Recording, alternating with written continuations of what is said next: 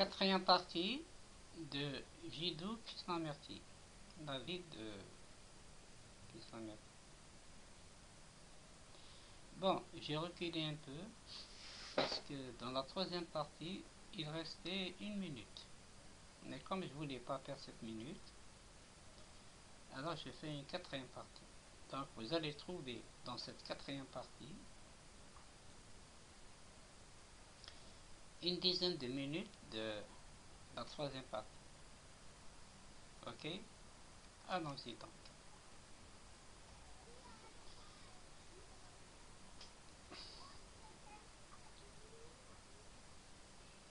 Donc je ne vais pas tellement traduire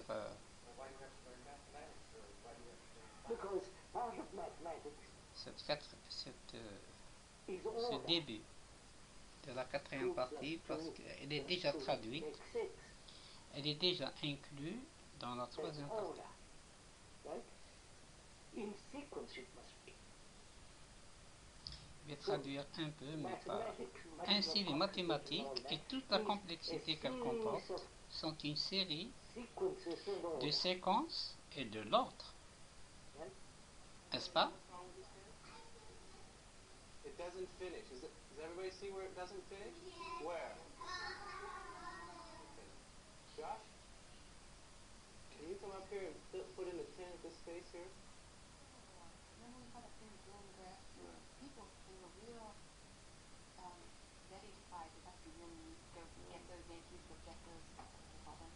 And it seems like a lot of people would be, some people, man, that person would be really scared of them. I think unique, they don't like the person.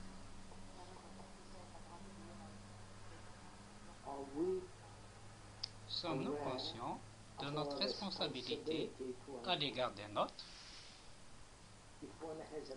Si vous avez une famille, une femme, des enfants, êtes-vous responsable de ces enfants?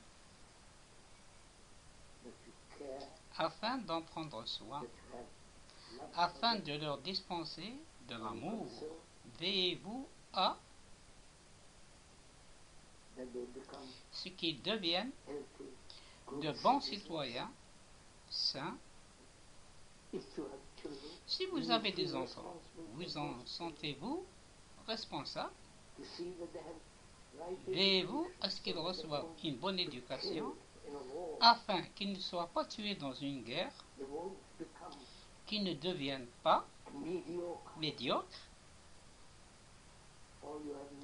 Ou n'avez-vous pas de temps à leur donner parce que vous devez aller gagner de l'argent comme le père et la mère le font à notre époque, qui n'ont que très peu de temps pour leurs enfants? C'est un fait. Alors, où se situe votre responsabilité? Oh, tout ceci ne vous intéresse pas.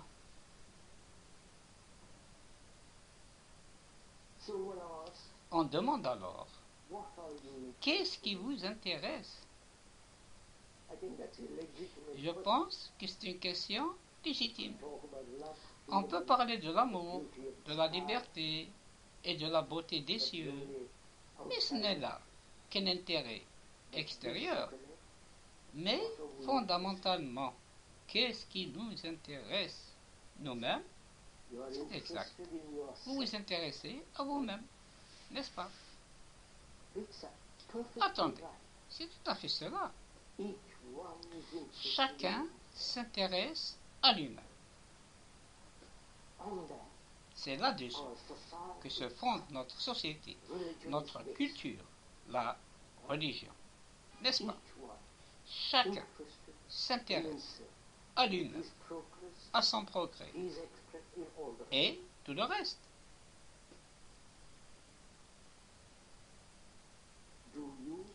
Vous rendez-vous compte qu'en tant qu'être humain, nous ne faisons tous qu'un, fondamentalement,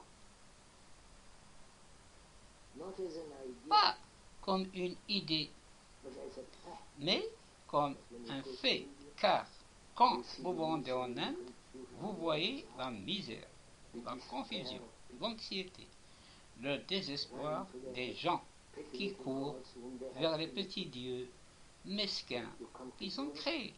Vous venez en Europe, c'est exactement la même chose. Ils ont leur Jésus, leur Christ. Vous suivez? Vous venez ici, c'est exactement pareil. Vous comprenez, monsieur?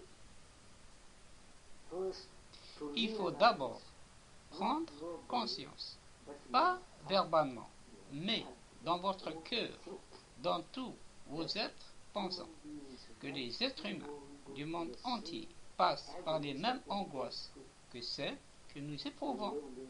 La solitude, le désespoir, les dépressions, l'incertitude extraordinaire, l'insécurité, qui vivent à 15 000 km ou à 3 000 km d'ici, ils sont tous psychologiquement liés les uns aux autres.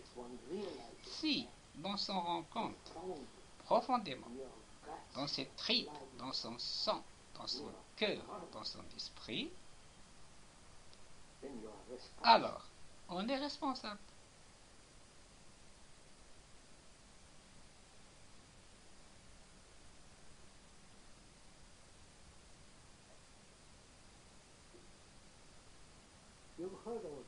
Vous avez entendu tout cela, vous, en tant qu'être humain. Pourquoi ne changez-vous pas? Qu'est-ce qui vous en empêche? Si chacun de nous se posait cette question, non pas verbalement,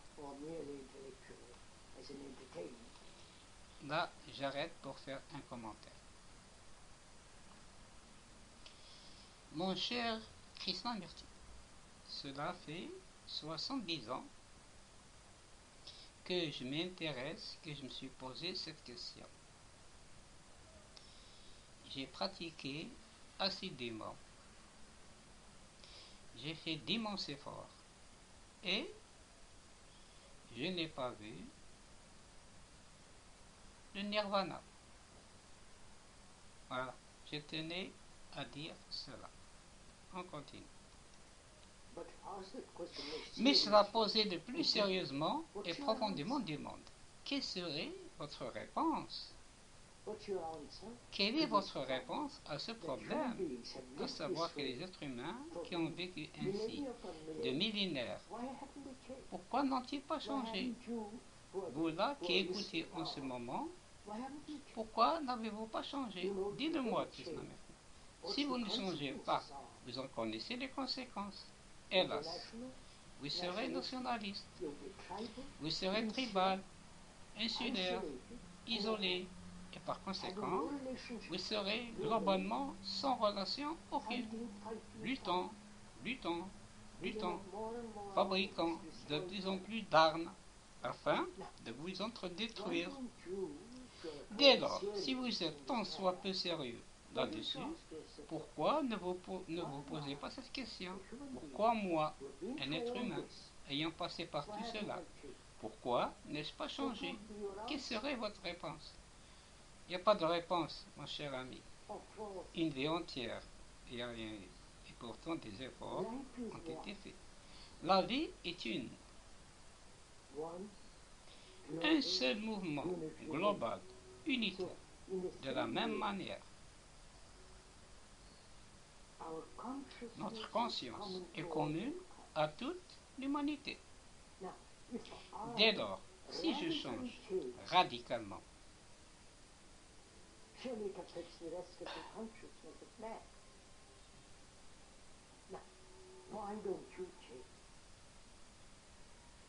là c'est pas traduit, hein? Je peux rien. Dis-moi comment c'est pas traduit en français.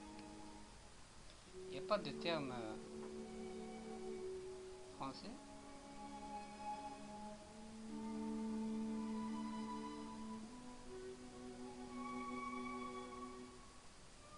Ah, c'est la fin.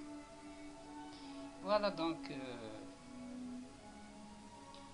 la vie de Krishnamurti en 4 parties.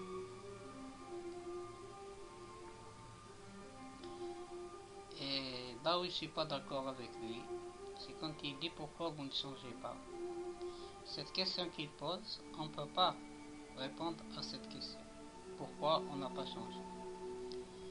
Il faudrait Dieu, n'est-ce pas? Il faudrait un bonhomme éveillé, et encore, puisqu'il est éveillé, pourquoi il pose cette question?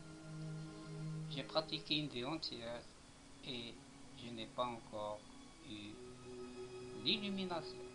Des efforts immenses ont été faits. Alors, soit c'est prévu par le destin, l'illumination est prévue, alors quoi qu'on fasse, si c'est pas prévu, on ne sera pas éveillé. Je ne sais pas, moi-même, je ne connais pas la réponse. Voilà donc la fin de cette vidéo de Jiddu Krishnamurti, de Challenge of Chant.